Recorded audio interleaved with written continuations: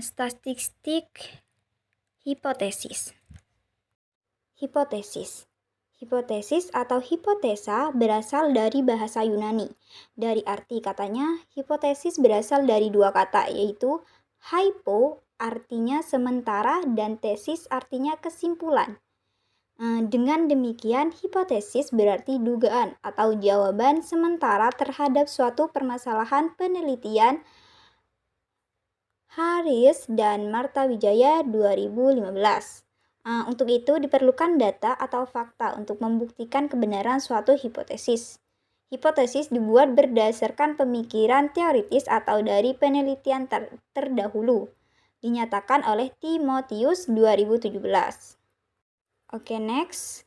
Perumusan hipotesis, yang dimana perumusan hipotesis ini ada dua.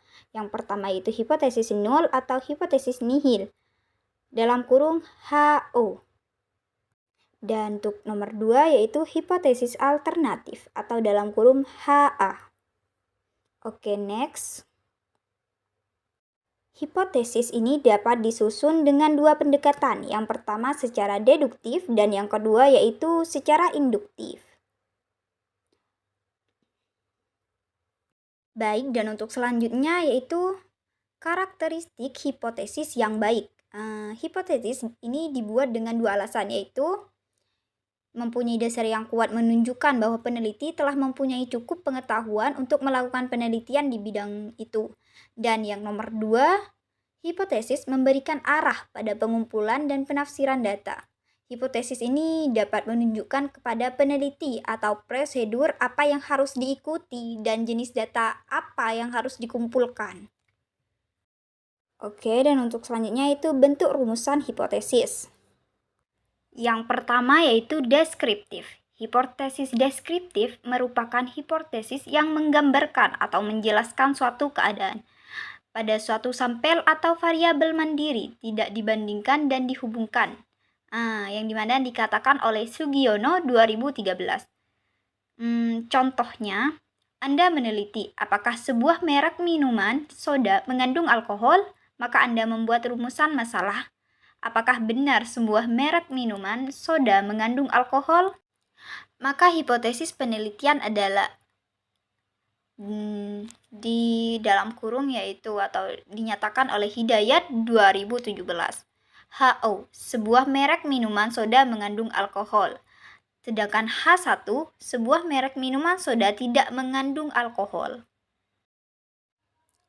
2 yaitu hipotesis komparatif. Hipotesis komparatif merupakan hipotesis yang menunjukkan perbedaan dua variabel atau lebih, yang dimana dinyatakan oleh Sugiono 2013. Sebagai contoh rumusan hipotesis komparatif yaitu apakah ada perbedaan produktivitas Gillnet di Situbondo dan di Probolinggo, dan ada lagi apakah ada perbedaan efektivitas Trau dan Cantrang, rumusan hipotesis. Ada lagi contohnya yaitu tidak terdapat perbedaan produktivitas pada Situbondo dan Probolinggo. H0 sama dengan M1 sama dengan M2, HA 2 H.2 M1 tidak sama dengan M2.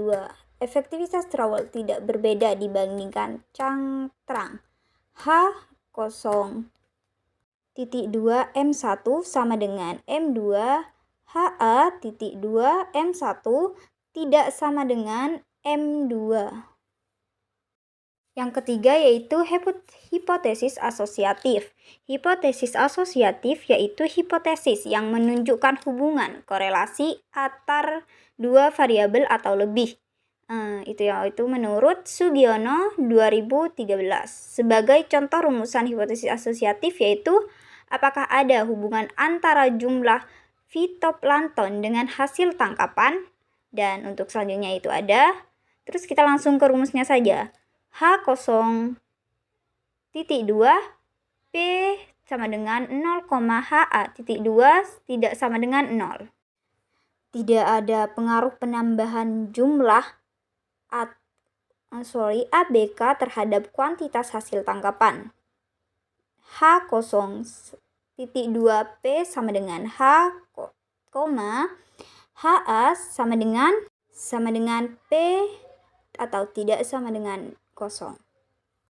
Untuk contoh hipotesisnya sendiri yaitu kita sudah dilakukan penelitian untuk mengetahui kecepatan memasuki dunia kerja lulusan SMK atau SMK di Pamekasan berdasarkan 20 respondable lulusan SMA atau SMK di Pamekasan diperoleh data lama menunggu untuk mendapatkan pekerjaan adalah sebagai berikut. Bisa dilihat dari tabel responden lama menunggu SMA SMK.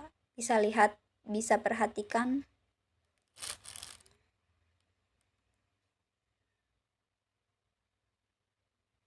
Oke, next.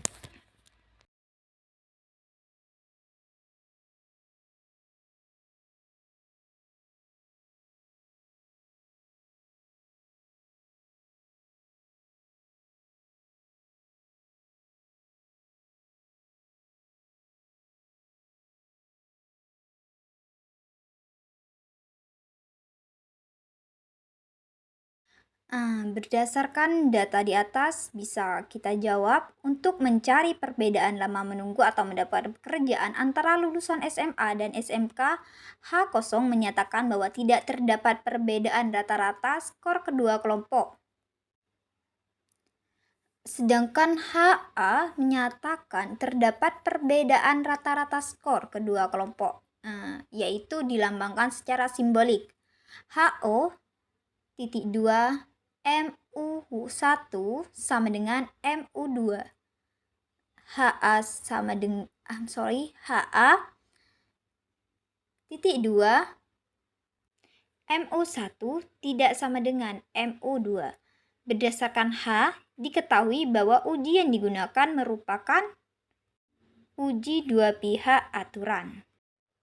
Pengambilan bergantung pada DK dari penelitian tersebut diketahui bahwa LK sama dengan N1 plus N2 dikurangi 2 sama dengan 20 ditambah 20 dikurangi 2 sama dengan 38.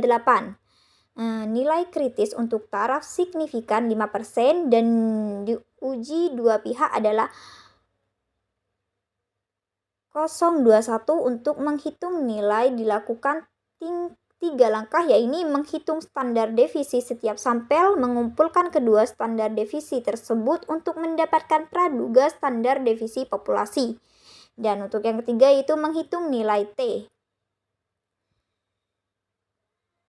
Bisa perhatikan tabel ini.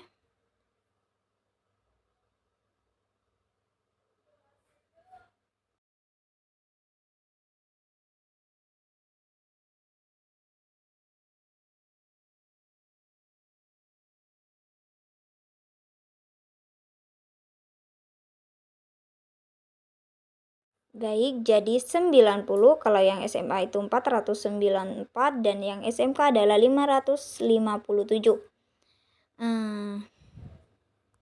S1 X2 per 2 dikurangi S1 dalam kurung 2 sama dengan N1 di bawahnya N1 sampai 1 dan kemudian S2 X22 X2 dalam kurung 2 di bawahnya N1 per N1 dikurangi 2 dan hasilnya yaitu 494 dikurangi 90 pangkat 2 per 20 dan di bawahnya yaitu 20 dikurangi 1.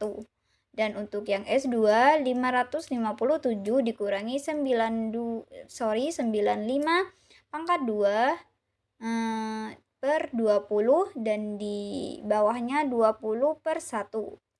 Dan untuk hasil yang S1 adalah 2164 dan untuk hasil yang S2 adalah 2359. Dan untuk langkah yang nomor 2 yaitu mengumpulkan kedua standar devisi yaitu SP dalam kurung N1 dikurangi 1 dalam kurung S21 plus dalam kurung N2 dikurangi 1 dalam kurung S22.